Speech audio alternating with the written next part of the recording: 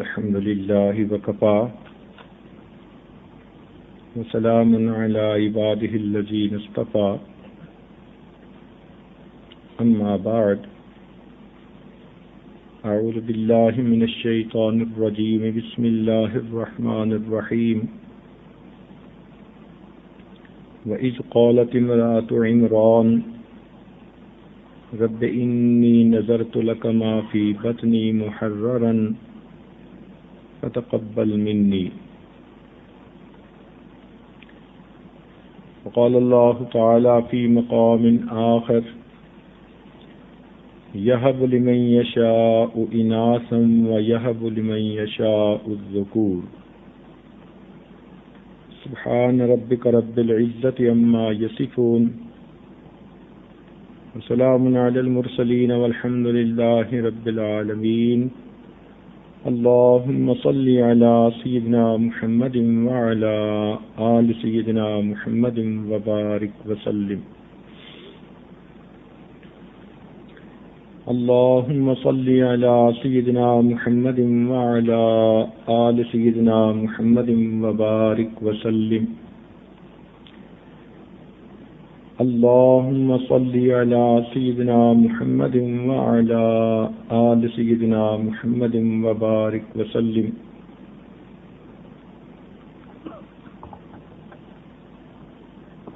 نبی علیہ الصلوۃ والسلام جب اس دنیا میں تشریف لائے تو عرب کے مشرکین اپنے گھروں میں بیٹی کا پیدا ہونا ناپسند کرتے تھے.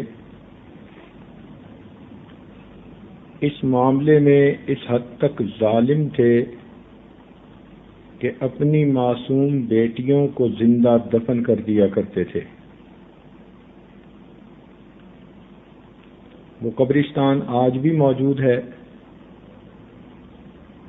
کہ جہاں بیٹیوں کو دفن کر دیا جاتا تھا، اور یہ کوئی ایک دو واقعات نہیں بلکہ عام عادت تھی. چنانچہ ایک صحابی کے بارے میں آتا ہے کہ وہ نبی علیہ الصلوۃ والسلام کے پاس ایک بچی کو اٹھا کے لائے، بہت اسے پیار کر رہے تھے، رو بھی رہے تھے اور یہ کہہ رہے تھے کہ اللہ کے محبوب، اسلام لانے سے پہلے مجھ سے ایک بہت بڑا گناہ سرزد ہوا. میری بیوی حاملہ تھی، میں سفر پہ گیا ہوا تھا، میرے ہاں بیٹی کی ولادت ہوئی. ماں ہوتی ہے، اس کو یہ ڈر ہوا کہ میرا خاوند اس بیٹی کو دفن کر دے گا، تو اس نے اس بچی کو اپنی بہن کے ہاں بھجوا دیا. جب میں سفر سے واپس لوٹا تو پوچھا کیا بنا؟ اس نے مجھے کوئی بہانہ کر دیا کہ بچی جو تھی اس کو ہم نے نمٹا دیا، سمیٹ دیا. میں نے کہا چلو اچھا ہوا، جو کام میں نے کرنا تھا وہ ہو چکا. وہ بچی میری اہلیہ کی بہن کے گھر میں پلتی رہی. کبھی کبھی وہ اس بچی کو لے کے آتی تو میں بھی اسے اپنی سالی کی بیٹی سمجھتا. وہ بچی کبھی میرے پاس آتی تو مجھے پیاری لگتی، میں اسے گود میں لیتا، پیار کرتا، وہ میٹھی میٹھی باتیں کرتی. آنا جانا رہا، حتیٰ کہ مجھے اس بچی سے کافی محبت ہو گئی. میں بھی کئی مرتبہ اس کا انتظار کرتا. طبیعت بہت مانوس ہو چکی تھی، بچی کی پیاری پیاری باتیں مجھے اچھی لگتیں. جب میری بیوی نے دیکھا کہ مجھے اس بچی کے ساتھ جذباتی لگاؤ ہو گیا ہے تو ایک دن اس نے بات ڈسکلوز کی کہ یہ میری بہن کی بیٹی نہیں، میری بیٹی ہے. میں نے اسے ادھر بھیج دیا تھا، اب دیکھو تمہیں اس سے کتنا پیار ہے، کتنی اچھی ہے. یہ سنتے ہی میرے اندر کی وہ حیوانیت پھر جاگ اٹھی. میں نے دل میں تہیہ کر لیا کہ اس بچی کو میں نے دفن کر کے رہنا ہے. مگر اس بات کا اظہار نہیں کیا۔ چند دنوں کے بعد بیوی کو کہا کہ بچی کو ساتھ بھیج دو، میں کہیں جا رہا ہوں۔ اس نے بھیج دیا۔ میں اس چھوٹی بچی کو لے کر ویرانے میں پہنچا۔ میں نے گڑھا کھودا۔ گڑھا کھودنے کے دوران میرے کپڑوں پر مٹی پڑی تو وہ چھوٹی بچی میرے پاس آئی اور کہنے لگی، ابو آپ کے کپڑے میلے ہو رہے ہیں، ان پہ مٹی پڑ رہی ہے۔ مجھے اس کی ان معصومانہ باتوں پہ کوئی ترس نہ آیا۔ جب گڑھا کھود لیا تو میں نے اس بچی کو نیچے دھکا دیا۔ بچی حیران رہ گئی، رونے لگ گئی۔ میں نے اس کے اوپر مٹی ڈالنی شروع کی۔ وہ مجھے کہنے لگی، ابو میرے سر میں مٹی پڑ رہی ہے، میری آنکھوں میں مٹی پڑ رہی ہے، مگر میرے اوپر ایسی حیوانیت سوار تھی، شیطانیت سوار تھی کہ میں اس کے اوپر مٹی ڈالتا رہا۔ وہ بچی بیچاری فریادیں کرتی رہی، روتی رہی۔ مجھے ذرا اس کے اوپر ترس نہ آیا۔ میں نے اتنی مٹی ڈالی کہ بالآخر اس کی آواز آنے بھی بند ہو گئی۔ منو مٹی کے نیچے اس کو دفن کر کے میں واپس آ گیا۔ اے اللہ کے نبی، اس وقت ہماری زندگی ایسی تھی، اب میں اسلام لایا ہوں اور آپ نے بیٹی کی عزت اور فضیلت کھولی ہے، تو یہ جس کو میں نے اٹھایا یہ میری بھتیجی ہے، یہ بھی مجھے اتنی پیاری لگ رہی ہے کہ میں اسے کبھی گلے لگاتا ہوں، کبھی بوسے دیتا ہوں۔ مجھے اس چھوٹی بچی سے اتنا پیار ہے، لیکن جب میں یاد کرتا ہوں کہ میں نے اپنی حقیقی بیٹی کے ساتھ کیا معاملہ کیا تو دل ڈرتا ہے، اس لیے کہ اللہ نے فرما دیا وَإِذَا الْمَوْءُودَةُ سُئِلَتْ بِأَيِّ ذَنبٍ قُتِلَتْ۔ اس کو بتا کہہ کر وہ پھر رونے لگ گئے۔ نبی علیہ الصلوۃ والسلام نے ارشاد فرمایا، الاسلام یہدم من کان قبلہ، اسلام اپنے پہلے سے والے کے تمام گناہوں کی معافی کا سبب بن جاتا ہے۔ تو اس واقعے سے اندازہ لگانا چاہیے کہ ایسے ماحول میں جہاں بیٹی کی بات سن کر، پیدائش کی بات سن کر لوگوں کے چہرے سیاہ پڑ جاتے تھے، لوگ اس بات کا سننا برداشت نہیں کر سکتے تھے، اس ماحول میں نبی علیہ الصلوۃ والسلام نے 2 انگلیوں کو اوپر کھڑا کر کے فرمایا، لوگوں جس کی 2 بیٹیاں ہوں اور وہ ان کی اچھی پرورش کرے حتیٰ کہ ان کا فرض ادا کر دے، وہ جنت میں میرے ساتھ ایسے ہوگا جیسے ہاتھ کی 2 انگلیاں ایک دوسرے کے ساتھ ہوتی ہیں۔ تو اس سے اندازہ لگائیے کہ اللہ رب العزت کے محبوب نے دنیا میں بیٹی کو کیا عزت بخشی۔ محسن انسانیت کا ہر ایک پر احسان ہے، مگر عورت پر تو احسانات بہت ہی زیادہ ہے، اس لیے کہ زمانہ جاہلیت میں عورت کو بحیثیت بیٹی پسند ہی نہیں کیا جاتا تھا، اور بحیثیت بیوی اس پر ظلم کے پہاڑ توڑے جاتے تھے۔ نبی علیہ الصلوۃ والسلام نے عورت کو اس ظلم کے معاشرے سے نجات دلائی اور اس کو عزت کی زندگی عطا کی۔ چنانچہ نبی علیہ الصلوۃ والسلام نے ارشاد فرمایا، کنز العمال میں یہ حدیث بھی نقل ہے کہ بیٹیاں بڑی محبت والی اور خیر و برکت والی ہوتی ہیں۔ نبی علیہ الصلوۃ والسلام کی بات کا ایک ایک لفظ 100% سچا ہے۔ فطری طور پر کچھ مرد کے اندر صفات ہوتی ہیں اور کچھ عورت کے اندر صفات ہوتی ہیں، اسی لیے دونوں کے جسموں کی ساخت اللہ نے مختلف بنائی۔ مرد کو اللہ نے قوی بنایا اس لیے کہ اس کو رف اینڈ ٹف سرکمسٹانسز میں کام کرنا ہوتا ہے۔ عورت کو اللہ رب العزت نے نرم و نازک جسم دیا اس لیے کہ اس نے گھر کے اندر بچے کی پیدائش اور اس کی تربیت کا معاملہ کرنا ہوتا ہے۔ مرد کے اندر اللہ نے بہادری زیادہ رکھی، عورت کے اندر اللہ تعالیٰ نے وفا زیادہ رکھی۔ اس لیے نبی علیہ السلام نے ارشاد فرمایا کہ بیٹیاں بڑی محبت کرنے والی اور خیر و برکت والی ہوتی ہیں۔ بیٹیاں اپنے ماں باپ سے جتنی محبت کرتی ہیں عام طور پر بیٹوں کو ماں باپ سے اتنی اٹیچمنٹ نہیں ہوتی. تو نبی علیہ الصلوۃ والسلام نے اس بات کو بہت پہلے کھول دیا.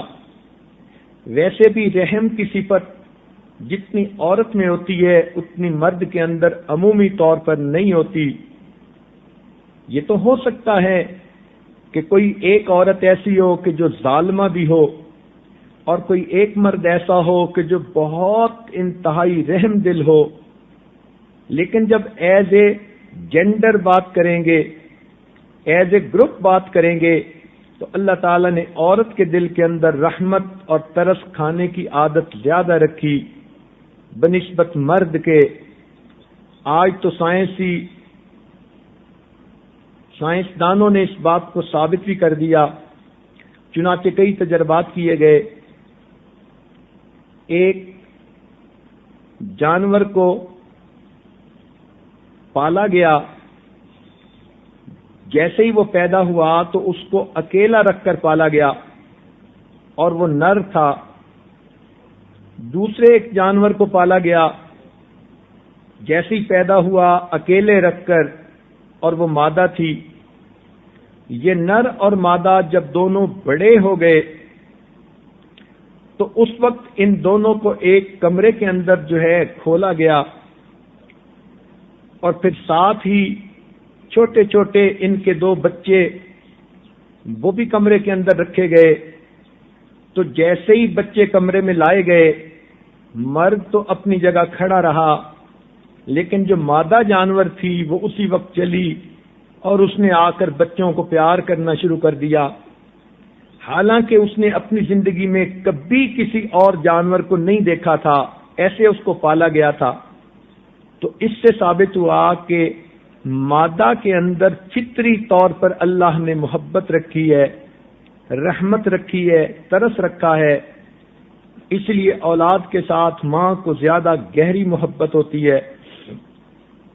تو نبی علیہ الصلوۃ والسلام نے جو ارشاد فرمایا کہ بیٹیاں بڑی محبت والی اور خیر و برکت والی ہوتی ہیں، تو واقعی یہ 100% سچی پکی بات ہے. اب یہ اللہ تعالیٰ کی دین ہوتی ہے، یہب لمن یشاء اناثا ویہب لمن یشاء الذکور. جس کو چاہتا ہے وہ بیٹیاں دے دیتا ہے اور جس کو چاہتا ہے وہ بیٹے دے دیتا ہے. قرآن مجید کی اس آیت میں بھی اللہ تعالیٰ نے بیٹیاں دینے کا تذکرہ پہلے کیا اور بیٹے دینے کا تذکرہ بعد میں کیا. مفسرین نے لکھا ہے کہ قرآن پاک کی اس آیت کے مطابق جس عورت کی پہلے بیٹی ہو وہ بڑی خیر و برکت والی عورت ہوتی ہے. تاہم مسلمان معاشرے میں جیسے بیٹے کی پیدائش کی خوشی ہوتی ہے، ایسے ہی بیٹی کی پیدائش کی بھی خوشی ہوتی ہے. دونوں اللہ تعالیٰ کی نعمتیں ہیں، دونوں اللہ رب العزت کی طرف سے بندے کے لیے انعام ہیں. جن کے ہاں اولاد نہیں ہوتی، ذرا اولاد کی قدر ان سے پوچھئے. دن میں بھی عورتیں دعائیں مانگتی ہیں، رات میں بھی مانگتی ہیں، تلاوت کے بعد بھی دعائیں مانگتی ہیں، نماز کے بعد بھی دعائیں مانگتی ہیں. ترس رہی ہوتی ہیں کہ ان کی گود ہری ہو جائے اور اللہ تعالیٰ ان کو اولاد عطا فرما دے. تو اولاد ایسی نعمت ہے، اللہ کے پیغمبر بھی اس کے لیے دعائیں مانگتے رہے، اور جب اولاد ہوئی تو اللہ کے پیغمبروں نے اللہ کا شکر ادا کیا. چنانچہ حضرت ابراہیم علیہ السلام کی اولاد دعا قرآن مجید میں نقل کی گئی، الحمدللہ الذی وہب لی علی الکبر اسماعیل و اسحاق. سب تعریفیں اللہ کے لیے ہیں جس نے مجھے بڑھاپے میں یہ اولاد کی نعمت عطا فرمائی. تو معلوم ہوا کہ اولاد کے ہونے پر اللہ کا شکر ادا کرنا چاہیے. بیٹی ہو یا بیٹا ہو، اللہ تعالیٰ کی طرف سے انعام ہے، نعمت ہے. اس نعمت کو نعمت سمجھ کے اس کی قدر کرنی چاہیے. چنانچہ نبی علیہ الصلوۃ والسلام نے یہ ارشاد فرمایا کہ جس کی دو بیٹیاں ہوں اور وہ ان کو اچھی طرح تربیت دے، ان کو پالے حتیٰ کہ وہ جوان ہو جائیں تو پھر ان کی شادی کر دے. نبی علیہ السلام نے فرمایا کہ وہ جنت میں میرے ساتھ ایسے ہوگا جیسے ہاتھ کی دو انگلیاں ایک دوسرے کے ساتھ ہوتی ہیں. جب گھر میں بچی پیدا ہو تو ماں باپ کو اس کی فکر ہوتی ہے کہ اس کی تعلیم و تربیت کا کیا کریں. بچپن سے ہی بچے کو نیک باتیں سکھانی یہ ماں کی ذمہ داری ہوتی ہے. انشاءاللہ جب ماں کا عنوان آئے گا تو پھر بچے کی تربیت کے بارے میں کچھ مزید باتیں اس وقت کہی جائیں گی. بات آج کا عنوان یہی ہے کہ اگر گھر میں بیٹی ہو تو اس بیٹی کو شروع سے ہی ادب سکھانا چاہیے، اور اگر اس کو آخر کے 2-3 پارے قرآن پاک یاد کروا دیے جائیں تاکہ کبھی اس نے تہجد کی نماز پڑھنی ہو تو تلاوت کر سکے، فجر کی نماز میں لمبی قرات کرنا چاہے تو کر سکے، کسی دن اگر رات کا قیام کرنا چاہے تو وہ تلاوت کر سکے، تو کم سے کم 2-2.5 پارے جو چھوٹی چھوٹی صورتوں والے ہیں وہ تو ہر بچی کو یاد کروانے چاہیے. اس کے علاوہ جو معروف صورتیں ہیں جیسے سورہ یاسین ہے، سورہ ملک ہے، سورہ دخان ہے، اس قسم کی اور کئی صورتیں جو احادیث میں آتی ہیں، سورہ واقعہ ہے، یہ صورتیں معروف صورتیں بھی یاد کروا دینی چاہیے. تو یوں سمجھیے کہ ہر بچی کو کم از کم 2-3 پارے تو یاد ہونے ہی چاہیے. ہاں اگر وہ حفظ کا شوق رکھتی ہے اور ذہین بھی بڑی ہے تو ذہین بچیوں کو پھر قرآن مجید حفظ کروا دینا چاہیے. ہر بچی کا قرآن مجید حفظ کرنا کوئی مقصود نہیں، اس لیے کہ انہوں نے تراویح کی نماز تو پڑھانی نہیں ہوتی، اور ویسے بھی مہینے میں کچھ دن ایسے ہوتے ہیں کہ قرآن مجید وہ پڑھ نہیں سکتی. اس لیے بچیوں کا حفظ عام طور پر بہت کچا ہوتا ہے، اور پھر بچوں کے اندر الجھ کر حفظ کو سنبھالنا مشکل بن جاتا ہے. اس لیے ہر بچی حافظہ بننے کا شوق نہ رکھے.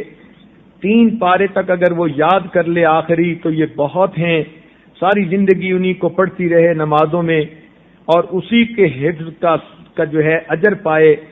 ہاں اگر وہ بہت زیادہ ذہین ہے تو پھر وہ بچی اس سے زیادہ بھی حافظہ بن جائے تو یہ بڑی سعادت کی بات ہے. ہمارے مدرسہ میں ایک مرتبہ ایک بچی آئی، اس کی عمر تو اتنی تھی کہ وہ ڈبل MA کر چکی تھی، MA جغرافی اور MA کیلیگرافی. اس نے کہا کہ میں نے حفظ کرنا ہے، تو پرنسپل صاحبہ نے اس کو مشورہ دیا کہ آپ کی عمر بڑی ہو چکی، اگر آپ بخاری شریف والی کلاس میں داخلہ لیں تو یہ زیادہ بہتر ہے، علم پڑھیں گی، صرف اور نحو پڑھیں اور بالآخر احادیث اور تفسیر کا علم حاصل کریں. وہ بچی کہنے لگی کہ میں عالمہ بھی بنوں گی، میرے دل کا شوق ہے کہ میں پہلے حافظہ بنوں. چنانچہ اس بچی کو حفظ میں داخلہ دے دیا گیا. اب حفظ کی بچیاں تو عام طور پر 7, 8, 9 سال کی ہوتی ہیں، لیکن یہ بچی تو ماشاءاللہ کہیں 20-22 سال کی تھی جو ڈبل MA کر چکی تھی. چنانچہ یہ بڑی عمر کی لڑکی چھوٹیوں میں بیٹھ کے پڑھنے لگ گئی، اس نے کوئی جھجک محسوس نہ کی. تقریباً 7 مہینے گزرے تو پھر پرنسپل صاحبہ نے اس عاجز کو بتایا کہ وہ بچی کا حفظ مکمل ہو گیا. یہ بات سن کر بڑی حیرانی ہوئی. دل میں خیال آیا کہ یہ بڑی عمر کی لڑکی ہے، ممکن ہے معلمہ نے بڑی ہونے کے ناطے اس کو آگے آگے سبق تو دے دیا ہو، منزل پہ توجہ نہ دی ہو، تو کہیں ایسا تو نہیں اس کی منزل کچی ہو، آگے دوڑ ہو پیچھے کام چوڑ ہو. تو اہلیہ نے کہا کہ آپ اس کی منزل خود بھی سن سکتے ہیں. چنانچہ ہم نے اس بچی کو پردے کے پیچھے بٹھایا اور 5-7 مشکل جگہیں جو اس عاجز کو محسوس ہوتی تھی قرآن پاک میں، مغالطے والی، مشابہات والی، وہ جو ہے ان سے سنی. الحمدللہ 5 جگہ سے بچی نے بالکل ٹھیک قرآن پاک سنا دیا. اتنی خوشی ہوئی کہ اللہ نے اس امت کو ایسی بیٹیاں عطا کی ہیں جن کو اتنی ذہانت نصیب ہے، قرآن پاک کے ساتھ اتنی محبت نصیب ہے کہ اس بچی نے آج کے دور میں 7 مہینے میں قرآن پاک کا حفظ مکمل کر لیا.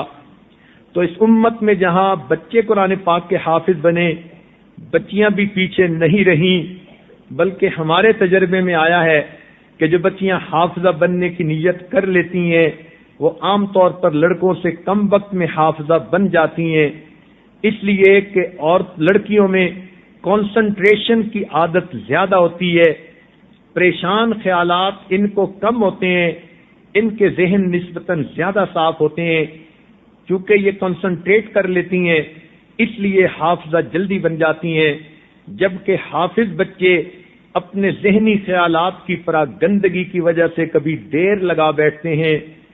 تاہم اس امت کے جب قیامت کے دن لوگ کھڑے ہوں گے کہ قرآن پاک کے محافظ کون تھے، تو جہاں مردوں کو کھڑا ہونے کی سعادت ملے گی، وہاں اس امت کی بیٹیوں کو بھی اس فوج میں شمولیت کی سعادت نصیب ہوگی جنہوں نے اپنے سینوں میں قرآن پاک کو حفظ کیا، محفوظ کیا، اور قیامت کے دن وہ محافظات بن کر اللہ کے حضور پیش کی جائیں گی۔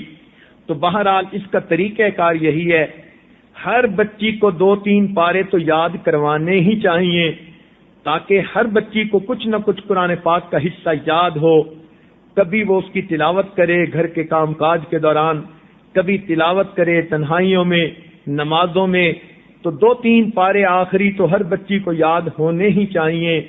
جب اتنے یاد کر لیں اس کے بعد اس کی معلمہ اور اس کے والدین آپس میں مشورہ کریں اور بچی کی کارکردگی کو دیکھیں، اس کے شوق کو دیکھیں۔ اگر بچی میں شوق بھی ہے، ذہین بھی ہے، محنتی بھی ہے، اب اس بچی کو حفظ کے لیے سلیکٹ کر لینا چاہیے، ورنہ 2-3 پارے کافی ہوتے ہیں۔ تو بہرحال اتنا تو قرآن پاک ہر بچی کو یاد ہونا چاہیے۔ اس کے بعد اس بچی کو چاہیے کہ قرآن پاک کو ترجمے کے ساتھ پڑھنے کی کوشش کرے اور اس کے لیے ابتدائی عربی کی تعلیم ضرور حاصل کرے۔ اللہ رب العزت کا یہ مہمان قرآن ہمارے گھروں کے اندر موجود ہے، ہمیں کم از کم اتنا تو یہ ہونا چاہیے کہ اس کا ترجمہ ہمیں یاد ہو سکے۔ اللہ تعالیٰ ارشاد فرماتے ہیں وَلَقَدْ يَسَّرْنَا الْقُرْآنَ لِلذِّكْرِ فَهَلْ مِن مُدَّكِرٍ، تحقیق ہم نے قرآن پاک کو سمجھنے کے لیے آسان کر دیا، ہے کوئی تم میں سے سمجھنے والا؟ تو ہر بچی کے دل کی یہ چاہت ہونی چاہیے کہ میں کم از کم قرآن پاک کا ترجمہ تو سیکھ سکوں، میرے رب نے مجھے کیا پیغام بھیجا اتنا تو مجھے پتا ہونا چاہیے۔ آج ہمیں اگر کوئی رشتہ دار خط بھیج دے ایسی زبان میں جو ہم نہیں جانتے تو ہمیں چین نہیں ہوتا، اطمینان نہیں ہوتا، جب تک کسی جاننے والے آدمی سے مل نہ لیں اور اس سے اس کا ترجمہ نہ کروا لیں اور ہمیں مقصد کا پتہ نہ چل جائے ہمیں اطمینان نہیں آتا۔ تو اگر ہمیں عربی زبان نہیں آتی تو بچیوں کو چاہیے کہ معلمات کے پاس بیٹھیں اور ان سے عربی سیکھیں، اتنی سیکھیں کہ قرآن پاک کا ترجمہ آسانی کے ساتھ پڑھ سکیں۔ بہرحال بچی کے لیے دینی تعلیم بھی ضروری، دنیاوی تعلیم بھی ضروری۔ دنیاوی تعلیم اس لیے ضروری ہے کہ بچی کو گھر داری اور خانہ داری کے آداب آ جاتے ہیں، اپنے ماحول معاشرے کے تقاضوں کا پتہ چل جاتا ہے۔ جو بچی اسکول کی تعلیم بالکل حاصل نہ کرے وہ پھر معاشرے کے اندر اچھی ماں بن کر زندگی نہیں گزار سکتی، اس لیے بچیوں کو چھوٹی عمر میں دونوں تعلیمیں دلوانی چاہیے۔ ابتدا اس کو سکولوں کی تعلیم دلوائیں اتنی عمر کی کہ جب یہ سمجھدار ہو جائے اور اب سکول کے برے اچھے اثرات کا اس پر اثر پڑنے لگ جائے، اس وقت پھر اس بچی کو مدرسے کی تعلیم دلوانی چاہیے، اور مدرسے میں اگر یہ ذہین ہے تو اس کو بے شک عالمہ بنائیے، یہ بخاری شریف تک کی تعلیم حاصل کرے تاکہ یہ دین پڑھ کر اپنی زندگی میں بھی لاگو کرے اور کل کو اپنے خاندان میں بھی دین کی ترویج کا سبب بن سکے۔ کسی نے کہا کہ اگر کسی کے 2 بچے ہوں، ایک بیٹا ہو اور ایک بیٹی ہو، اور اس کے پاس اتنے وسائل ہیں کہ دونوں میں سے ایک کو تعلیم دے سکتا ہے، تو اسے چاہیے کہ وہ بیٹی کو تعلیم پہلے دلوائے، اس لیے کہ مرد پڑھا فرد پڑھا، عورت پڑھی خاندان پڑھا۔ یہ بچی جو آج پڑھ رہی ہے یہ کل کو ایک گھر کی ماں بنے گی اور پھر اس گھر کے بچوں کی تربیت کا سبب یہی بنے گی۔ اس لیے بچی کی تعلیم ضروری ہے کہ اس کو دلوائی جا سکے، جہاں تک وہ معاشرے کے ایل ایفیکٹ سے محفوظ ہو اس حد تک اس کو جو ہے اسکول کی تعلیم دلوانی چاہیے، اور جہاں دیکھیں کہ اب غلط اثرات پڑنے کا خطرہ ہے، پھر اس کو مدارس کے اندر دین کی تعلیم دلوانی چاہیے۔ تاہم دونوں تعلیمیں بچی کے پاس ہوں گی تو یہ بچی گھر کی ایک اچھی بیوی بھی بنے گی اور گھر کی ایک اچھی ماں بھی بنے گی۔ اس لیے تعلیم کے لفظ کے ساتھ زیور کا لفظ لگایا گیا، زیور تعلیم سے آراستہ، تو معلوم ہوا بچی جیسے سونے کا زیور پہن کے خوبصورت بنتی ہے، اسی طرح علم کا زیور پہن کے حسین تر بن جاتی ہے۔ سونے کا زیور پہن کے اس کو جسمانی خوبصورتی نصیب ہوئی اور علم کا زیور پہن کے اس کو روحانی خوبصورتی نصیب ہوئی۔ زیور سونے کا پہنا تو اس کو جو ہے ظاہر کی خوبصورتی ملی، صورت کی خوبصورتی ملی، لیکن جب اس نے علم کا زیور پہنا اس کو سیرت کی خوبصورتی ملی، اور سیرت کی خوبصورتی زیادہ بہتر ہوا کرتی ہے۔ ظاہر کی خوبصورتی تو فانی ہے مگر سیرت کی خوبصورتی دائمی ہوتی ہے۔ انسان کی عمر کے ساتھ ساتھ اس کی صورت کی خوبصورتی گھٹتی جاتی ہے مگر عمر کے ساتھ ساتھ سیرت کی خوبصورتی بڑھتی جاتی ہے۔ اس لیے حسن صورت کی نسبت حسن سیرت زیادہ بہتر ہے۔ تو اگر اللہ نے دونوں نعمتیں دیں اللہ کا اور شکر ادا کرے، وگرنہ کم از کم حسن سیرت ایسی نعمت ہے، اس کو تو آپ اپنی محنت سے حاصل کر سکتی ہیں۔ اس لیے زیور تعلیم کا لفظ استعمال کیا گیا کہ بچی اس بات کو سمجھے کہ میں جتنا علم حاصل کروں گی میری شخصیت میں، میری سیرت میں اتنا حسن آتا چلا جائے گا اور میرے شخصیت کے اندر جاذبیت بڑھتی چلی جائے گی۔ تو یہ دونوں تعلیمیں بچی کے لیے ہونا ضروری ہے۔ اسلام بچیوں کو تعلیم سے نہیں روکتا۔ نبی علیہ الصلوۃ والسلام نے تو ارشاد فرما دیا، طلب العلم فریضۃ علی کل مسلم و مسلمہ، علم کا طلب کرنا ہر مسلمان مرد اور عورت کے اوپر لازم ہے۔ اب اس میں جہاں مردوں کا تذکرہ آیا وہاں پر عورتوں کا بھی تذکرہ آیا، تو دین اسلام نے جہاں مردوں کو علم حاصل کرنے کی ترغیب دی وہاں عورتوں کو بھی علم حاصل کرنے کی ترغیب دی۔ اس لیے ہم دیکھتے ہیں کہ صحابیات کے زمانے میں تعلیم پانے کا شوق بہت زیادہ تھا۔ چنانچہ ایک عورت نبی علیہ السلام کی خدمت میں حاضر ہوئی، اے اللہ کے نبی، مرد تو آپ سے دین سیکھتے رہتے ہیں، ہم عورتیں بیچاری گھروں میں ہوتی ہیں، ہمارے لیے بھی کوئی وقت نکال لیجئے اور ہمیں تعلیم عطا کیجئے، مما اعلمکم اللہ، اس علم میں سے جو اللہ نے آپ کو عطا کیا۔ چنانچہ نبی علیہ السلام نے بدھ کا دن متعین کر دیا تھا تاکہ اس دن عورتیں ایک جگہ جمع ہو جاتی اور نبی علیہ السلام ان کو دین سکھایا کرتے تھے۔ تو عورتوں میں دین سیکھنے کا شوق تو شروع ہی سے رہا۔ نبی علیہ الصلوۃ والسلام نے اتنا اہتمام کیا کہ حضرت اسماء رضی اللہ تعالیٰ عنہ کو اور ام سلمہ رضی اللہ تعالیٰ عنہ اور ایک اور اسی طرح ام المؤمنین تھیں، ان کو اردو، ان کو عربی سکھانے کے لیے، لکھنا سکھانے کے لیے آپ نے باقاعدہ ایک معلمہ رکھی۔ تو جب حدیث سے یہ ثابت ہے کہ نبی علیہ السلام نے اپنی اہلیہ کو لکھنا سکھانے کے لیے معلمہ رکھی، تو اس سے تعلیم کی اہمیت کا پتہ چل جاتا ہے کہ بھئی دین کی تعلیم کتنی اہم اور ضروری ہے۔ لہذا بچیوں کو تعلیم ضرور دینی چاہیے۔ جاہلہ بچی جس نے تعلیم حاصل نہ کی ہو، فقط گھر کے اندر رہی ہو، ہمارا یہ تجربہ ہے، اس میں اتنی برائیاں اخلاقی آ جاتی ہیں، الامان والحفیظ۔ چنانچہ بعض لوگ جو اپنے شوق میں کہ جی بچی کو برا اثر نہ ہو، ہم اسے سکول مدرسے بھیجنا ہی نہیں چاہتے، تجربے سے یہ بات ثابت ہوئی متعدد گھروں میں کہ وہ بچیاں اتنی بگڑی کہ لوگ کانوں کو ہاتھ لگاتے تھے، اس لیے کہ وہ تو ایک جانور کی مانند تھیں، ان کو اہمیت کا پتہ ہی نہیں تھا اخلاق کیا ہوتے ہیں اور کردار کیا ہوتا ہے، نہ وہ عزت کی حفاظت کر سکیں، نہ وہ اپنی شخصیت کو بہتر بنا سکیں۔ جھوٹ، غیبت اور جھگڑا، لڑائی، سب بری باتیں ان کے اندر کامل طور پر آ گئیں۔ اس لیے بچیوں کو دین کی یا دنیا کی تعلیم سے محروم کرنا یہ پرلے درجے کی نالائکی ہوتی ہے۔ اس زیور علم سے اس بچی کو آراستہ کرنا چاہیے۔ ہاں یہ ہے کہ جہاں محسوس کریں کہ فلاں ماحول سے بچی کو نقصان ہوگا تو اس سے تو بچانا ماں باپ کی ذمہ داری ہوتی ہے۔ تاہم تعلیم دلوانا انتہائی ضروری ہے۔ اس سے اگلی بات کہ بچی جب کنواری ہے، ماں باپ کے گھر میں رہتی ہے، تعلیم پا رہی ہے یا پا چکی ہے، تو اس کے بعد پھر بچی کو خانہ داری کے کام سیکھنے ضروری ہیں۔ بعض بچیوں کو دیکھا کہ وہ پڑھ لکھ کے پتہ نہیں اپنے آپ کو اتنا اونچا سمجھنا شروع کر دیتی ہیں کہ گھر کے کاموں کو اپنے لیے عیب سمجھتی ہیں۔ یہ انتہائی غلط بات ہے۔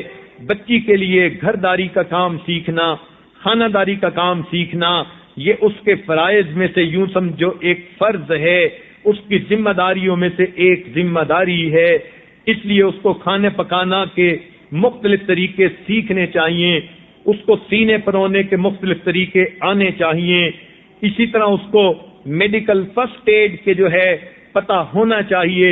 گھر میں بچے کو چوٹ لگی، بڑے کو چوٹ لگی تو گھر کی ہر بچی کو پتہ ہو پٹی کیسے کرتے ہیں، زخم پہ مرہم کیسے لگاتے ہیں۔ تو ابتدائی طبی امداد جسے کہتے ہیں، اس کا علم حاصل کرنا یہ بھی ہر بچی کے لیے ضروری ہے۔ چنانچہ نبی علیہ السلام کے زمانے میں میدان جہاد میں جب مرد لوگوں کو زخم لگا کرتے تھے، صحابیات کے بارے میں آتا ہے وہ ان کو پانی بھی پلایا کرتی تھیں اور ان کے زخموں پہ مرہم بھی رکھا کرتی تھیں۔ چنانچہ نبی علیہ السلام جب احد کے میدان میں آپ کے دندان مبارک شہید ہوئے تو سیدہ فاطمہ الزہرا رضی اللہ تعالیٰ عنہا بیٹی ہیں، وہ اس وقت جو ہے کچھ چیز لے کے آئیں جس کو جلا کے اس کی راکھ بنایا گیا اور اس راکھ کو زخم کی جگہ پر لگایا گیا۔ تو بیٹی اپنے والد کی جو ہے یہ فرسٹ ایڈ کی ساری خدمت سر انجام دے رہی ہے۔ اس سے پتہ چلا کہ یہ بھی بچیوں کی ذمہ داریوں میں سے ایک ذمہ داری ہوتی ہے کہ ماں باپ کو مشکل وقت کے اندر کام آنا، بلکہ ان کو تسلی دینا۔ نبی علیہ السلام کے بارے میں آتا ہے ایک مرتبہ مکہ کے بازار میں تشریف لے جا رہے تھے، کچھ نوجوان لڑکے مشرکین کے ادھر سے گزر پڑے۔ انہوں نے جب دیکھا کہ نبی علیہ السلام اکیلے ہیں، انہوں نے گھیرا ڈال لیا اور پہلے تو انہوں نے کچھ گالیاں نکالنی شروع کر دیں، برا بھلا کہنا شروع کر دیا۔ پھر ان مکہ کے کمینوں میں سے ایک کمینے نے نبی علیہ السلام کے گریبان مبارک کو پکڑ لیا، دوسرے بھی قریب آ گئے، کسی نے کپڑا کھینچا، کسی نے کچھ کھینچا، حتیٰ کہ امامہ مبارک بھی سر سے اتر گیا، بال مبارک بکھر گئے۔ روایت میں ہے ان کمینوں میں سے ایک کمینے نے نبی علیہ السلام کے چہرے انور پہ تھوک دیا، اس کو دیکھ کر دوسروں نے بھی تھوکا، ایک نے مٹی لے کے نبی علیہ السلام کے چہرے انور پر ڈالی، حتیٰ کہ چہرے پر کیچڑ کی مانند جو ہے وہ لگ گئی۔ پھر انہوں نے کہا اچھا آج کے بعد اگر تم نے ہمارے معبودوں کو برا کہا ہم اس سے بھی زیادہ برا حشر کریں گے۔ یہ کہہ کے وہ چلے گئے۔ کسی نے سیدہ زینب رضی اللہ تعالی عنہا جو نبی علیہ السلام کی بڑی بیٹی تھیں ان کو اطلاع دی کہ آپ کے والد گرامی کے ساتھ تو یہ معاملہ ہوا۔ وہ فوراً پیالے میں پانی بھر کے لے آئیں۔ حدیث پاک کا مفہوم ہے جب انہوں نے نبی علیہ السلام کو اس حالت میں دیکھا تو پیالہ دیا کہ آپ اپنا چہرہ مبارک دھو لیجئے۔ بیٹی کی آنکھوں میں سے آنسو آ گئے۔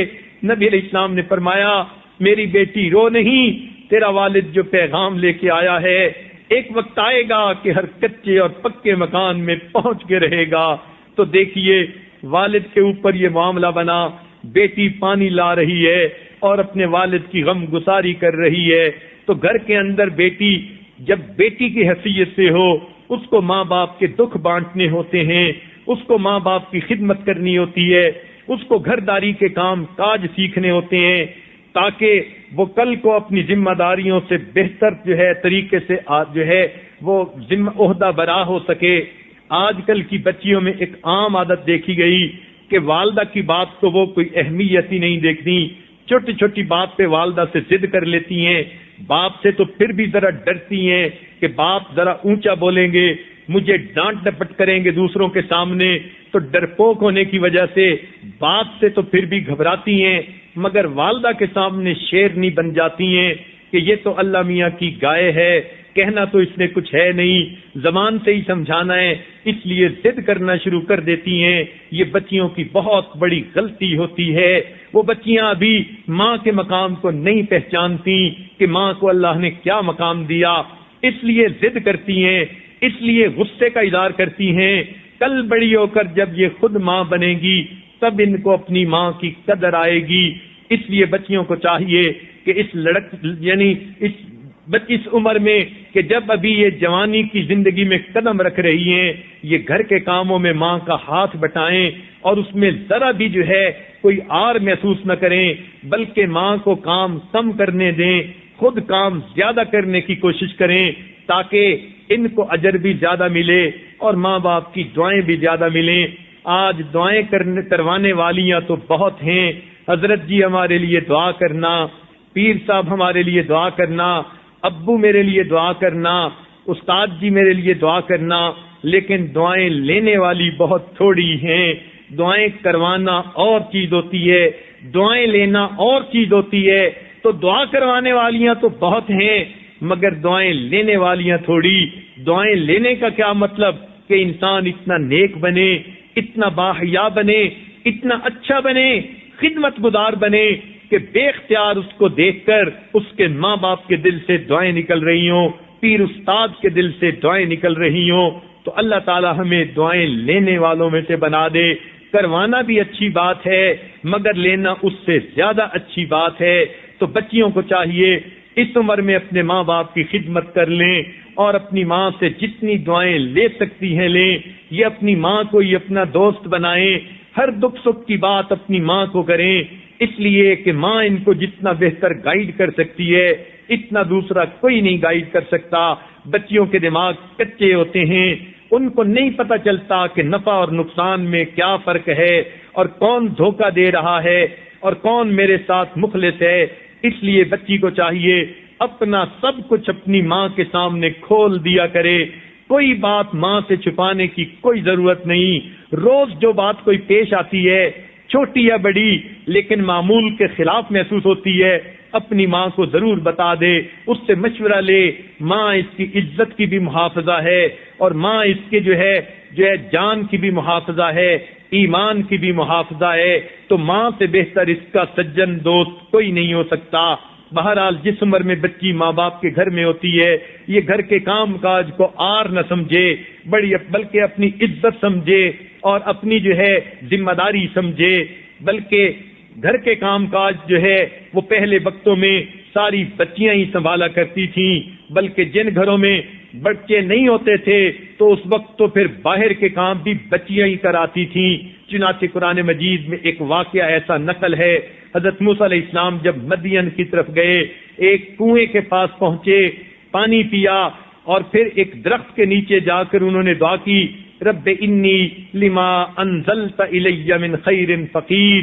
چنانچہ یہ دعا مانگ کے بیٹھے، انہوں نے عجیب منظر دیکھا، قوم کے لوگ اپنے جانوروں کو پانی پلا رہے ہیں، دو بچیاں ہیں ایک طرف سمٹ کے کھڑی ہیں، شرم و حیا کا پیکر بنی ہوئی، ان کے پاس بھی بکریاں ہیں اور وہ بکریاں کمزور ہیں، وہ بچیاں مجمع سے ہٹ کے ایک طرف کھڑی ہیں۔ جب سارے لوگوں نے پانی پلا لیا تو ان لوگوں نے اس کے اوپر چٹان رکھ دی اور واپس چلے گئے۔ اس وقت جو برتنوں میں کوئی بچا کھچا پانی تھا ان بچیوں نے اپنے جانوروں کو پلانا شروع کر دیا۔ قرآن مجید میں ہے کہ حضرت موسیٰ علیہ السلام نے جب یہ معاملہ دیکھا، قال ما خطبكما قالتا لا نسقي حتى يصدر الرعاء وابونا شيخ كبير۔ بچیوں نے کہا ہمارے والد گرامی بوڑھے ہیں اور بھائی کوئی ہے نہیں، ہم ہی گھر میں ہیں، تو ہم پھر ان بچیوں کو پانی پلانے کے ان بکریوں کو پانی پلانے کے لیے کنویں پہ لے کے آتی ہیں۔ تو سوچئے اس وقت تو یہ بھی سلسلہ تھا کہ بچیاں گھر کے ہر کام کی ذمہ داری لیتی تھیں۔ آخر قرآن مجید میں واقعہ جو درج کیا گیا تو یہ بات اللہ کو پسند آئی، تبھی اللہ تعالیٰ نے اس کو اپنے کلام کا حصہ بنا دیا۔ پروردگار عالم فرماتے ہیں کہ اس کے بعد حضرت موسیٰ علیہ السلام نے جب ان کی بکریوں کو پانی پلا دیا، اب یہ بچیاں خود کوئی بات نہیں کر رہی کہ بھئی آپ نے بہت اچھا کیا اور آپ ہمارے گھر آ کے مہمان بن جائیے، نہیں، وہ بچیاں شرم کی وہ پلی ہوئی تھیں، شرم و حیا کی پیکر تھیں۔ جب ایک مہمان نے ان کی بکریوں کو پانی پلا کر ان کے ساتھ بھلے کا معاملہ کیا، بچیاں خاموشی سے گھر چلی گئیں۔ آج کی جوان لڑکیوں کو یہاں سے سبق سیکھنے کی ضرورت ہے کہ کوئی بھی نئی بات پیش آئے خاموش رہیے، اپنے گھر جائیے اور گھر جا کے اپنے گھر والوں کو وہ بات کیجیے۔ چنانچہ ان بچیوں نے اپنے والد کو جا کر یہ بات سنائی تو ان کے والد نے ان میں سے ایک کو کہا کہ جاؤ اس مہمان کو بلا کے لے آؤ۔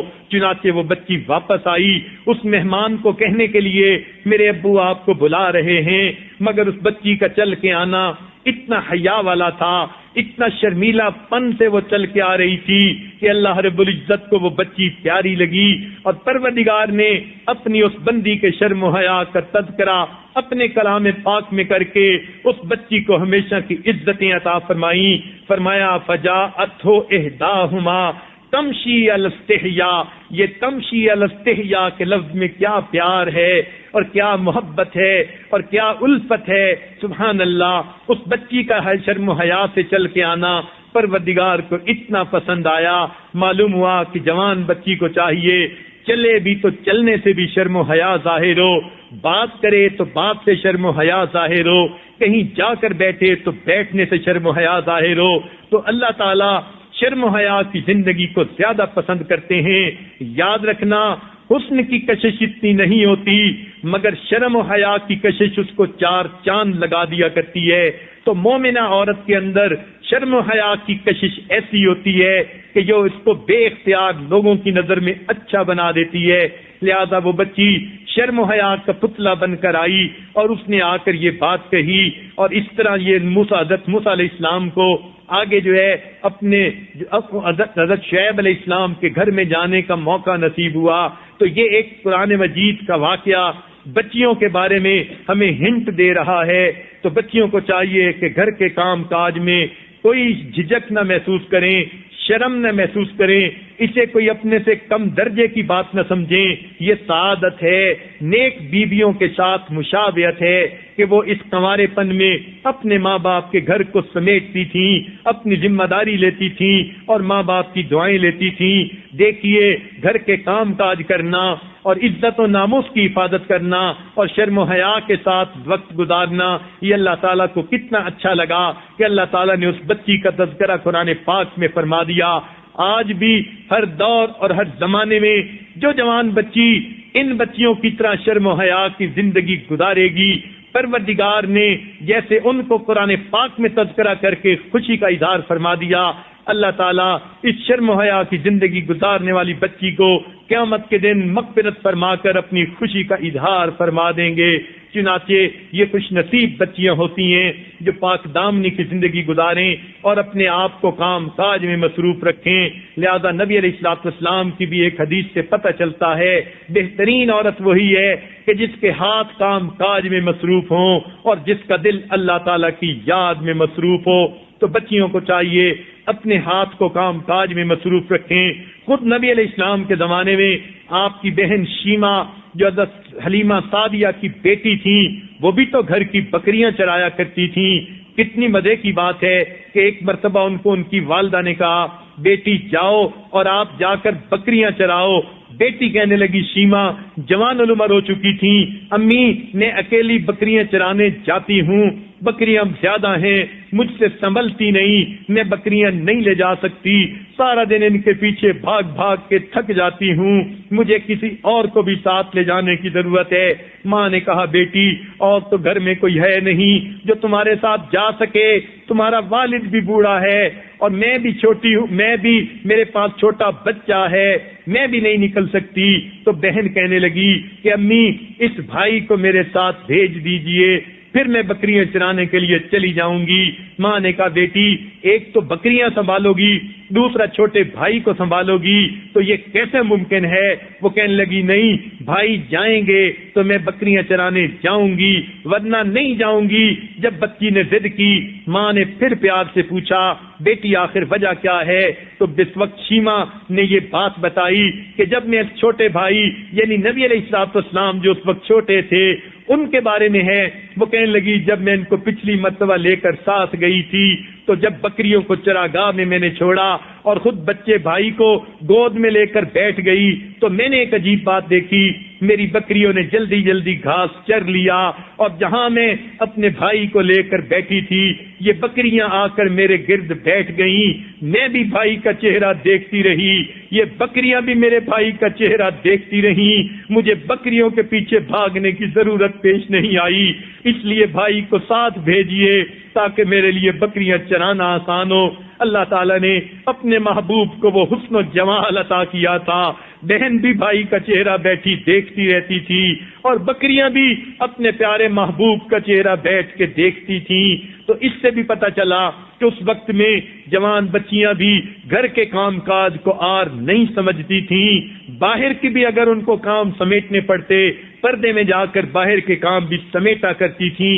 آج کا ماحول ایسا ہے، جوان بچی کو باہر اکیلا تو بھیجنا جو ہے اس کا سوچ بھی نہیں سکتے، لہذا اگر گھر کے اندر ہی کا کام ان کے سپرد کیا جائے تو اس میں تو کوئی رکاوٹ نہیں۔ گھر کے اندر کے کام بچی کو خود سنبھالنے چاہیے، باہر کے کام مردوں کے لیے ہیں، کیونکہ آج وسائل ایسے ہیں مرد جہاں بھی ہوں وہ بیٹھے ہوئے باہر کے کاموں کو سمیٹ سکتے ہیں، لہذا کم از کم گھر کے اندر کے کام بچی اپنے ذمے لے لے اور اپنی ماں کا ہاتھ بٹائے اور اس کام کرنے کو سعادت سمجھے، یہ نہ کہے آٹا گوندوں گی ہاتھ میلے ہو جائیں گے، میں آگ کے سامنے کھڑی ہوں گی مجھے پسینہ بہے گا تو بعد میں مجھے نہانا کپڑے بدلنے پڑیں گے۔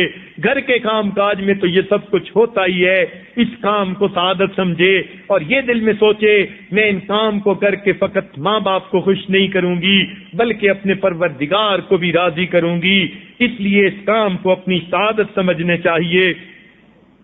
اللہ رب العزت کی جتنی نیک بندیاں گزری ہیں وہ ساری کی ساری اپنے گھر کے کام کاج کو سنبھالنے والی تھیں، اپنے اپنے وقت پہ انہوں نے گھر کے کام کاج کو خوب سنبھالا، اپنے ماں باپ کو ہر دکھ درد میں وہ کام آئی اور انہوں نے ماں باپ کا ساتھ دیا۔ چنانچہ چند واقعات آپ کو ایک دو اور بھی سنا دیے جاتے ہیں تاکہ پتہ چلے۔ سیدہ اسماء رضی اللہ تعالی عنہا سیدنا صدیق اکبر رضی اللہ عنہ کی بڑی بیٹی ہیں، سیدہ عائشہ صدیقہ رضی اللہ عنہا کی بڑی بہن ہیں، ان کے بارے میں آتا ہے ذرا ان کی زندگی کو پڑھ کے دیکھیے، آپ کو پتہ چلے گا ایک نیک عورت کیسے ہوتی ہے، بیٹی کی حیثیت سے یا پھر بیوی کی حیثیت سے یا پھر ماں کی حیثیت سے، تینوں زندگیاں اگر آپ نے دیکھنی ہو ان کی سیرت کی کتاب کہیں سے ذرا ڈھونڈ کے دیکھو، پتہ چل جائے گا کہ دین نے عورت کو زندگی گزارنے کا کیسا طریقہ سکھایا۔ بہرحال یہ بھی اپنی جوانی کی عمر کو پہنچی ہیں، حضرت سیدنا صدیق اکبر رضی اللہ عنہ ایمان لا چکے ہیں، وہ آپ گھر میں آتے ہیں، چنانچہ گھر میں آ کر ساری بات بتاتے ہیں تو گھر کے بیوی بچے بھی ایمان لے آئے، سارا گھرانہ ایمان والا بن چکا۔ نبی علیہ الصلوۃ والسلام جب کبھی غم زدہ ہوتے سیدنا صدیق اکبر رضی اللہ عنہ کے گھر آ جاتے، چنانچہ گھر میں یہ بچیاں نبی علیہ السلام کی خدمت کرتی اور آپ کی مہمان نوازی کرتی۔ ایک مرتبہ نبی علیہ السلام تشریف لائے، آپ ہجرت کے بارے میں مشورہ کرنا چاہتے تھے، چنانچہ آپ گھر آئے اور آپ نے کہا کہ میں خاص بات کرنا چاہتا ہوں علیحدگی میں، تو سیدنا صدیق اکبر رضی اللہ عنہ نے کہا اے اللہ کے نبی میں آپ کے علاوہ میری بیوی اور بیٹیاں ہیں اور یہ تو اپنی ہیں اور یہ تو کوئی ایسی بات نہیں کر سکتی کہ جو ہمارے جو ہے مقصد کے کوئی خلاف ہو۔ تو نبی علیہ السلام نے پھر سب کے سامنے بات کھول کر دی، تو گویا یہ بیٹی گھر میں ایسی بن کر رہے کہ ماں باپ کی رازدار بن جائے، ان کی غم گسار بن جائے۔ چنانچہ جب نبی علیہ السلام نے ہجرت فرمائی تو اس وقت آپ صلی اللہ علیہ وسلم سیدنا صدیق اکبر رضی اللہ عنہ کے گھر رات کو تشریف لائے، سیدنا صدیق اکبر رضی اللہ عنہ جاگ رہے تھے، جلدی انہوں نے دروازہ کھول دیا۔ نبی علیہ السلام نے پوچھا ابو بکر تمہیں جو ہے دیر نہیں لگی، فوراً دروازہ کھول دیا، کیا تم جاگ رہے تھے؟ عرض کیا اللہ کے نبی میرا دل کہہ رہا تھا ہجرت کا حکم آئے گا اور یہ بھی دل کہتا تھا اللہ کے محبوب آپ کو خادم کے طور پہ ساتھ لے کے جائیں گے۔ جس دن سے یہ خیال آیا ابو بکر نے رات کو سونا چھوڑ دیا، کہیں میرے آقا کو میرے دروازے پہ انتظار نہ کرنی پڑ جائے۔ سبحان اللہ، ایسے عاشق صادق تھے۔ نبی علیہ السلام گھر میں تشریف لاتے ہیں، چنانچہ آپ نے فرمایا کہ ہجرت کرنے کا حکم آ گیا۔ سیدنا صدیق اکبر عنہ اس وقت تیار ہوتے ہیں، اپنے جتنے پیسے تھے سارے اپنے پاس رکھ لیتے ہیں، کچھ اور سامان بھی ساتھ لے لیتے ہیں۔ حدیث پاک میں آتا ہے سیدہ اسماء رضی اللہ تعالیٰ عنہ ان کے سامان کی گچڑی باندھنا چاہتی ہیں مگر کوئی کپڑا نہیں مل رہا، انہوں نے اپنی چادر کے 2 ٹکڑے کیے، ایک ٹکڑے سے اپنے سر کے بال انہوں نے ڈھانپ لیے اور دوسرے ٹکڑے سے انہوں نے وہ چادر وہ گٹھڑی باندھ دی. دیکھیے بیٹیاں تو ایسی ہوتی ہیں, وقت پہ یوں کام آتی ہیں, اپنی چادر کے 2 ٹکڑے کر دیتی ہیں, ایک کو سر پہ لے لیتی ہیں اور دوسرے سے اپنے والد کے سامان سفر کی گٹھڑی باندھ دیتی ہیں. اللہ ایسی بیٹیاں ہر ایک کو عطا کرے. چنانچہ جب سیدنا صدیق اکبر جانے لگے, انہوں نے گھر کے سارے لوگوں کی ذمہ داری لگا دی کہ میں تو جا رہا ہوں خادم بن کے اللہ کی امانت کو مکہ سے مدینہ پہنچانے کے لیے, مگر تم میں سے ہر ایک کی ڈیوٹی ہے. اپنے بیٹے عبد الرحمن لانو سے فرمایا کہ تم سارا دن قریش مکہ کی باتیں سننا اور رات کو آ کر ہمیں غار ثور کے اندر حقیقت حال سنا دینا. اپنے غلام جو ہے سے کہا کہ دیکھو تم بکریاں چرانا اور بکریاں چرانے کے بہانے تم ہمارے پاس آ کے ہمیں دودھ پلا جانا, اور اپنی بیوی کو کہا کہ آپ گھر میں ہمارے لیے کھانا بنا دینا, اور اپنی بیٹی سیدہ اسماء رضی اللہ تعالیٰ عنہا سے کہا بیٹی تم ابھی چھوٹی ہو, اتنی بڑی نہیں ہوئی, اٹھتی جوانی ہے لیکن چھوٹی عمر ہے, اس لیے تم کھانا ہمیں پہنچا دینا, تم پر کوئی شک بھی نہیں کرے گا کہ یہ بچی کہاں جا رہی ہے. چنانچہ گھر کے سارے افراد کو نبی علیہ السلام کی خدمت پر متعین کر کے چل پڑے. یہ کیسا خوش نصیب گھرانہ ہے کہ میاں بھی خدمت کر رہا ہے, بیوی بھی خدمت کر رہی ہے, بیٹا بھی کر رہا ہے, بیٹیاں بھی کر رہی ہے, غلام بھی کر رہا ہے. سبحان اللہ, یہ کائنات کا انوکھا گھرانہ پروردگار کو کتنا پسند آیا, گھر کے ہر فرد کو خدمت کے لیے قبول کر لیا. چنانچہ سیدنا صدیق اکبر چل پڑے, غار ثور میں پہنچے. سیدہ اسماء رضی اللہ تعالی عنہا کی بات آپ کو سنانے چاہتا ہوں کہ آپ کھانا لے کر پہلے دن وہاں پہنچی, کھانا دے کر واپس آ گئیں, لیکن جب دوسرے دن وہاں پہنچی تو نبی علیہ الصلوۃ والسلام نے کیا دیکھا, ان کے ماتھے کے اوپر زخم کا نشان بھی ہے. افسردہ نظر آ رہی ہیں, غم زدہ سی نظر آ رہی ہیں, اداس نظر آ رہی ہیں. کھانا انہوں نے دوسرے دن پہنچا دیا تو کھانا نبی علیہ السلام نے کھا لیا. پوچھا اسماء بچہ کیا ہوا, آج تم بڑی اداس نظر آتی ہو, تمہارے ماتھے پہ یہ زخم کا نشان کیسا؟ اسماء رضی اللہ تعالیٰ عنہ کہنے لگی اے اللہ کے نبی, کل جب میں آپ کو کھانا پہنچا کے واپس گئی, مکہ مکرمہ انٹر ہو رہی تھی, مجھے ابو جہل مل گیا. ابو جہل نے بالوں سے پکڑ لیا, کہنے لگا ابو بکر کی بیٹی تجھے پتا ہوگا تیرے والد کہاں ہیں, جہاں تیرے باپ ہوں گے وہیں تمہارے پیغمبر علیہ السلام ہوں گے. اس نے پوچھا بتا تمہیں معلوم ہے؟ میں نے ہاں کی, جھوٹ نہیں بولا, میں نے کہہ دیا ہاں مجھے پتا ہے. آخر صدیق کی بیٹی تھی, صدیقہ کی بہن تھی, سچ ان کی فطرت اور گٹی میں شامل ہو چکا تھا. بتاتی ہیں ہاں مجھے پتا ہے. ابو جہل نے کہا بتاؤ وہ کہاں ہیں؟ کہنے لگی نہیں بتاؤں گی. ابو جہل نے دھمکایا کہ میں تمہیں ماروں گا. کہنے لگی ہرگز نہیں بتاؤں گی. اس نے بالوں کو پکڑ کے گھسیٹا, کہا نہیں بتاؤں گی. ابو جہل کو سخت غصہ آیا. اے اللہ کے نبی, ابو جہل نے پھر اچانک زوردار تھپڑ مارا. میرے رخسار پہ تھپڑ ایسا لگا میں نیچے کو گری, میری پیشانی نیچے پتھر پہ لگی, خون آنے لگا.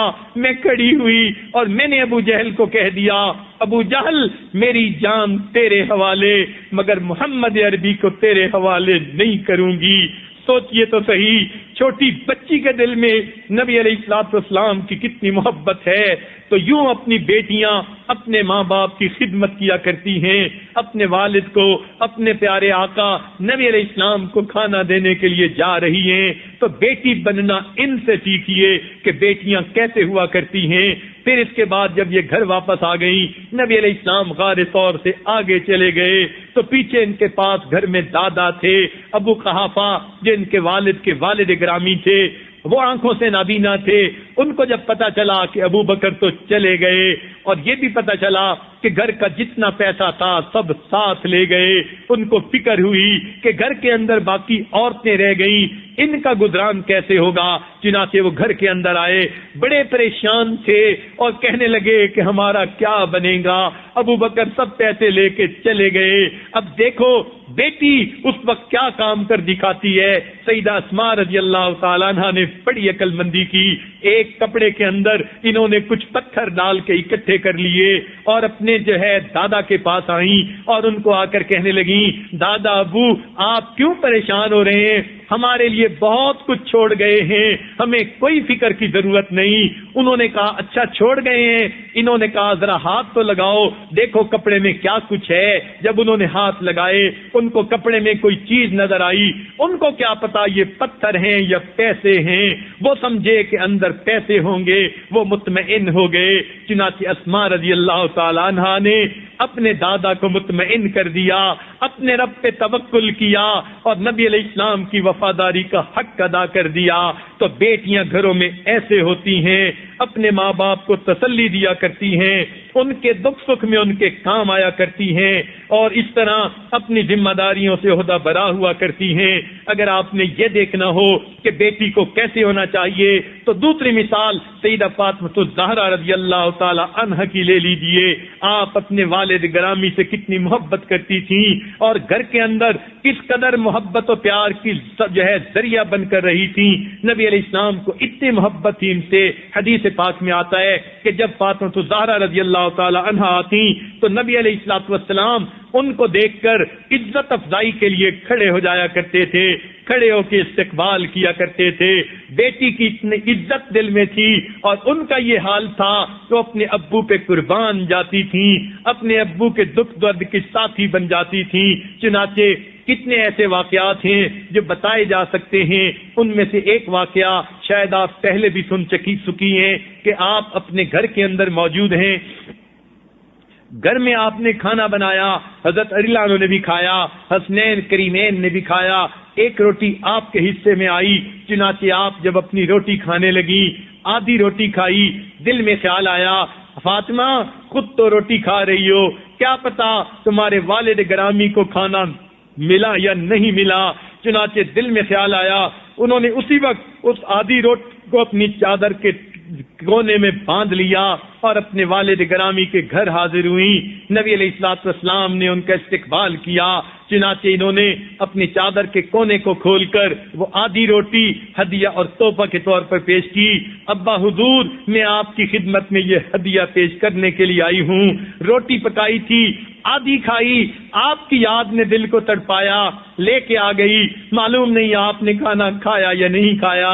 حدیث پاک میں آتا ہے نبی علیہ السلام نے اس روٹی کا ایک ٹکڑا اپنے منہ میں ڈالا اور پھر فرمایا فاطمہ مجھے قسم ہے اس پروردگار کی جس کے قبضے قدرت میں محمد عربی صلی اللہ علیہ وسلم کی جان ہے، آج تیسرا دن گزر گیا، تیرے والد کے منہ میں روٹی کا کوئی ٹکڑا نہیں گیا۔ تو بیٹیاں تو ماں باپ کی یوں غم گسار ہوتی ہیں، ایسی بیٹیاں اللہ ہر گھر میں عطا فرمائے، ہر ماں باپ کو اللہ تعالیٰ ایسی اولاد کی اور ایسی بیٹیوں کی نعمت عطا فرمائے۔ تو یہ اللہ رب العزت کی کتنی بڑی رحمت ہے۔ اس لیے نبی علیہ السلام نے فرمایا بیٹیاں بڑی محبت والی اور خیر و برکت والی ہوتی ہیں، تو بیٹی کو گھر میں محبت والی اور خیر و برکت والی بن کے رہنا چاہیے۔ مگر آج کی کئی بچیاں گھر کے اندر زہریلی بن کے رہتی ہیں، بات کرتی ہیں تو جلی کٹی، کبھی ماں سے جھگڑے کر رہی ہیں، کبھی بھائیوں سے جھگڑے کر رہی ہیں، کبھی اپنے والد کے لیے مشکل پیدا کر رہی ہیں۔ یہ بچیاں ذرا سبق سیکھیں سیدہ اسماء رضی اللہ تعالی عنہا سے، یہ سبق سیکھیں سیدہ فاطمہ الزہرا رضی اللہ تعالی عنہا سے، جن کو خاتون جنت کہا گیا۔ ان کی زندگی میں اللہ رب العزت نے کیا نعمتیں رکھی تھیں، چنانچہ والد کے ساتھ تو ان کو اتنی محبت تھی، اس کے ساتھ ساتھ گھر کے کام کاج کرتی تھیں۔ حدیث پاک میں آتا ہے کام کر کر کے ہاتھوں میں گٹے پڑ گئے تھے۔ ایک دفعہ نبی علیہ السلام کے پاس کچھ باندیاں آئیں، گھر میں کام کاج کرنے والے کچھ ایسے غلام آئے تو آپ جو ہے لوگوں میں تقسیم فرما رہے تھے۔ اس وقت سیدہ فاطمہ الزہرا رضی اللہ عنہا نے سوچا کہ میں بھی جا کر کوئی کام کرنے کے لیے ہیلپ کے لیے کوئی لے لوں۔ چنانچہ یہ نبی علیہ السلام کی خدمت میں پہنچی، اپنے والد گرامی کو مصروف دیکھا، شرم کی وجہ سے کہہ نہ سکی، معلوم ہوا کہ بیٹی کے اندر شرم ایسا ہونا چاہیے، جھجک سے بات کر نہ سکی، واپس آ گئی۔ نبی علیہ الصلوۃ والسلام نے اتنا تو دیکھا کہ آئی تھی، واپس چلی گئی تھی۔ چنانچہ آپ دوسرے تیسرے دن وہاں گھر تشریف لائے اور پوچھا حضرت علی عنہ سے کہ میرے گھر میں فاطمہ آئی تھی، کیا وجہ تھی؟ انہوں نے عرض کیا اے اللہ کے نبی، وہ آئی تھی کہ آپ سے کوئی لیں ہیلپ کے لیے، کوئی باندی یا کوئی غلام، مگر آپ اس وقت مشغول تھے تو شرم کے مارے وہ بات نہ کر سکیں، واپس چلی گئیں۔ نبی علیہ علیہ السلام تشریف لائے ان کے گھر میں، اپنی بیٹی کو فرمایا کہ بیٹی میں تمہیں ایک ایسی بات نہ بتا دوں جو غلام اور باندی لینے سے زیادہ بہتر ہے۔ انہوں نے عرض کیا اللہ کے نبی بتا دیجئے۔ نبی علیہ السلام نے فرمایا جب تم نماز پڑھا کرو، ہر نماز کے بعد 33 مرتبہ سبحان اللہ، 33 مرتبہ الحمدللہ، 34 مرتبہ اللہ اکبر پڑھ لو، اس کا اجر بھی ملے گا اور اس کی وجہ سے اللہ تعالیٰ تھکن کو بھی دور فرما دیں گے۔ چنانچہ یہ تسبیحات فاطمہ کے نام سے معروف ہے، پوری امت پڑھتی ہے اور اس کا ثواب خاتون جنت کو ملتا ہے۔ تو دیکھیے اللہ رب العزت کے محبوب نے اپنی بیٹی کو کیا پیارا درس دیا۔ گھر کے کام کاج کرتی تھیں، ان کے کام کاج کرنے کو پسند فرمایا، یہ نہیں کہ ہیلپ لائن دیں بلکہ تھکاوٹ اتارنے کا طریقہ بتا دیا۔ تو گھروں کے کام بچیوں کے لیے عزت ہوتے ہیں، اور ایک تو گھر کے کام کاج میں مصروف رہیں، اور دوسری بات کہ اپنے عزت و ناموس کی حفاظت کریں۔ یہ انتہائی ضروری کام، یہ بچی کی زندگی کا جہاد ہوتا ہے۔ اللہ اس جہاد میں ہر بچی کو کامیاب فرمائے۔ چنانچہ ایک مرتبہ نبی علیہ الصلوۃ والسلام مسجد نبوی میں بیٹھے گفتگو فرما رہے تھے، بات چلتے چلتے یہاں چل پڑی کہ سب سے بہتر عورت کون ہوتی ہے۔ کسی نے کچھ کہا، کسی نے کچھ کہا، ابھی لوگ آپس میں باتیں کر رہے تھے، یعنی ایکسچینج آف تھاٹ ہو رہا تھا۔ حضرت علی عنہ کو کوئی کام پڑا، وہ اپنے گھر آئے اور انہوں نے گھر آ کر بتایا کہ محفل میں تو آج یہ عنوان چل رہا ہے۔ سیدہ فاطمہ الزہرا رضی اللہ عنہا مسکرائیں، فرمانے لگیں کہ میں تمہیں نہ بتاؤں کہ عورت کو کہ کیسی کہ سب سے بہترین عورت کون ہے۔ انہوں نے کہا بتا دیجئے۔ فرمانے لگیں کہ بہترین عورت وہ ہے نہ وہ خود کسی غیر محرم کو دیکھے اور نہ کسی غیر محرم کو دیکھنے کا موقع دے، جو ایسی عورت ہو یہ اللہ کو سب سے پسندیدہ ہے۔ چنانچہ علی رضی اللہ عنہ آتے ہیں اور نبی علیہ السلام کی خدمت میں یہ بات سنا دیتے ہیں کہ میری اہلیہ فاطمہ الزہرا رضی اللہ عنہا نے یہ فرمایا۔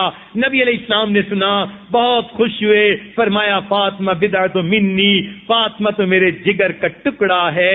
چنانچہ خاتون جنت نے سب سے اچھی عورت کی تعریف یہ بتلائی، نہ تو خود غیر محرم کی طرف دیکھے اور نہ خود کسی غیر محرم کو دیکھنے کا موقع دے، جو اتنی پردہ نشیں ہو، پردہ داری کی زندگی گزارنے والی ہو، یہ اللہ تعالیٰ کو پسندیدہ ہے۔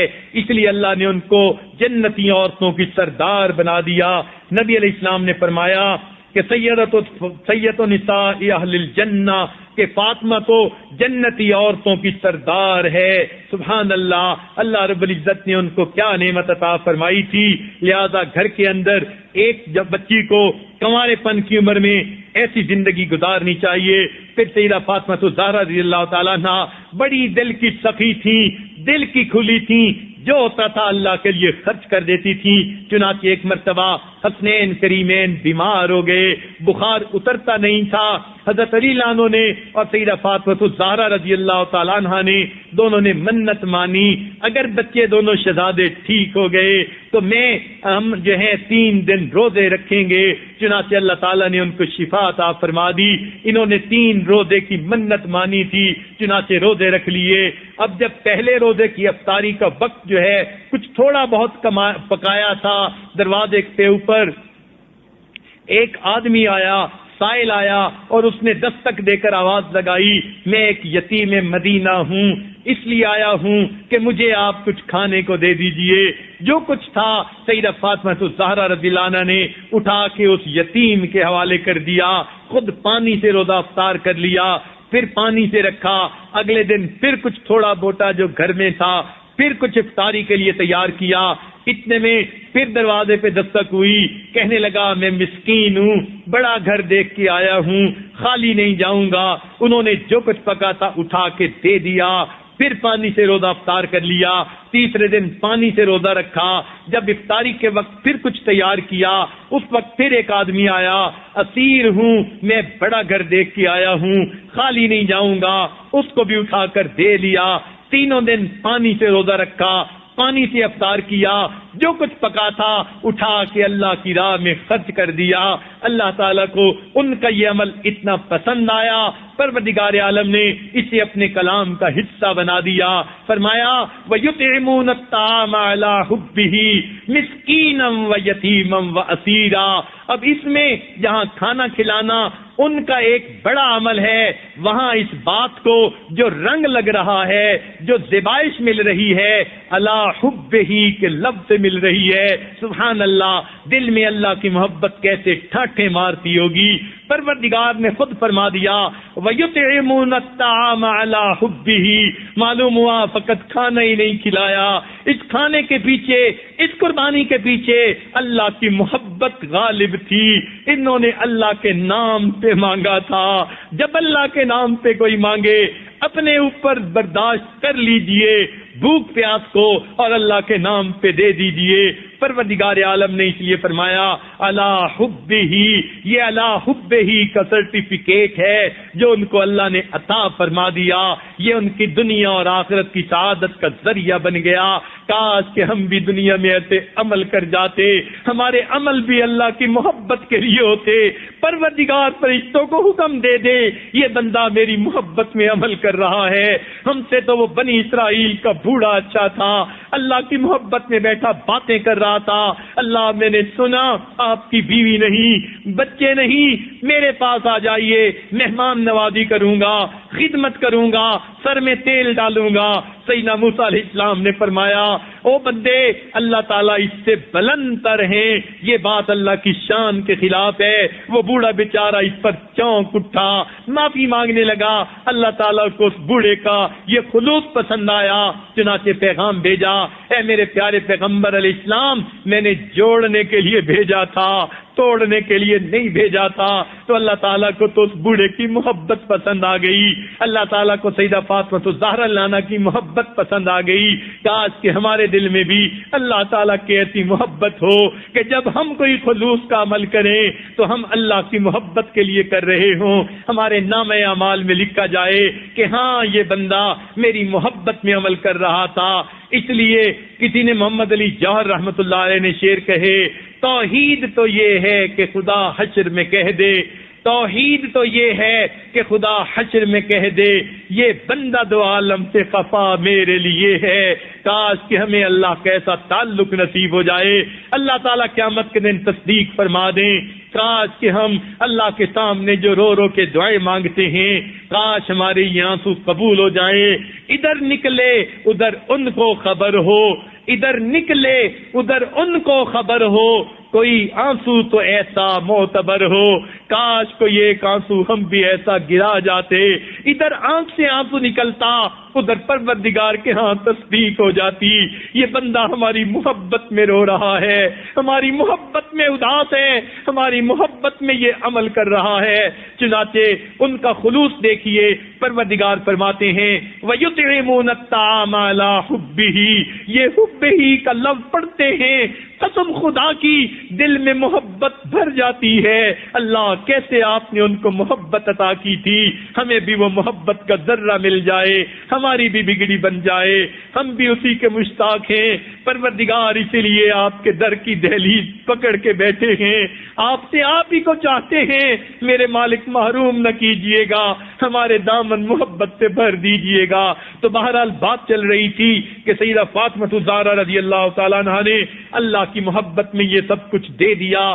اللہ تعالیٰ نے اس واقعے کو قرآن پاک کے اندر نازل فرما کر اپنے کلام کا حصہ بنا دیا۔ اب قیامت کا دن ہوگا، جنتی جنت بھی ہوں گے، اللہ تعالیٰ اپنا کلام خود پڑھ کے سنائیں گے۔ جب اس وقت اس واقعے کو بھی سنائیں گے وَيُطْعِمُونَ الطَّعَامَ عَلَىٰ حُبِّهِ مِسْكِينًا وَيَتِيمًا وَأَسِيرًا، سوچ سکتی ہیں اس وقت سیدہ فاطمہ الزہرا کو کیسی عزت ملے گی، کتنی عزت بزرگی ملے گی اور کتنی ان کو خوشیاں نصیب ہوں گی کہ پروردگار نے ہمارے عمل کو شرف قبولیت بخشا۔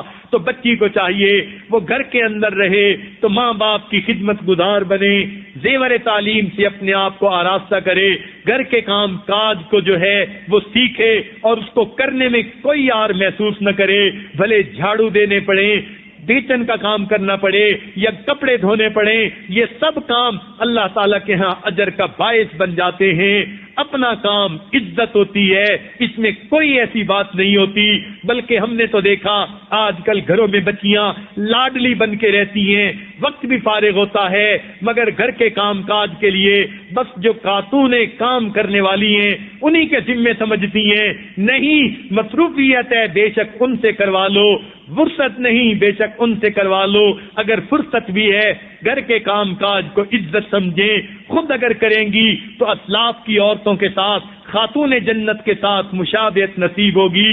من تشبہ بقوم فہو منہم، جو جس قوم سے مشابہت اختیار کرے گا قیامت کے دن اسی کے ساتھ حشر ہوگا۔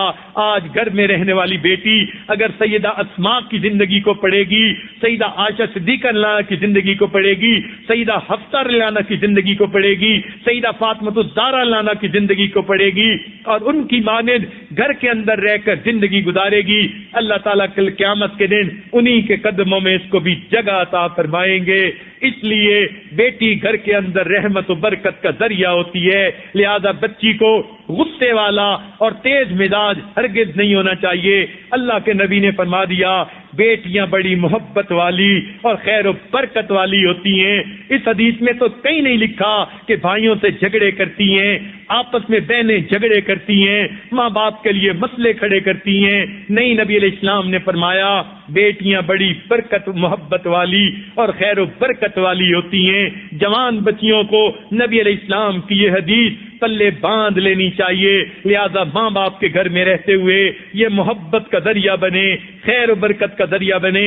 اس لیے تو اللہ تعالیٰ کنواری بچی کے ساتھ زیادہ لحاظ فرماتے ہیں، زیادہ محبت فرماتے ہیں، چنانچہ اتنا لحاظ فرمایا کہ شریعت کا یہ مسئلہ ہے، نبی علیہ الصلوۃ والسلام کے ارشاد کا مفہوم ہے اگر باپ اپنے گھر میں کوئی چیز لائے اور اس کا بیٹا بھی ہو اور بیٹی بھی ہو تو وہ کہنے کی کھانے کی چیز پہلے بیٹی کو دے، اس عزت کی وجہ سے جو باپ نے، جو اللہ نے جو ہے ایک بیٹی کو عطا کی، تو سوچئے تو صحیح کہ دین اسلام نے بیٹی کو کیا عزت دی ہے۔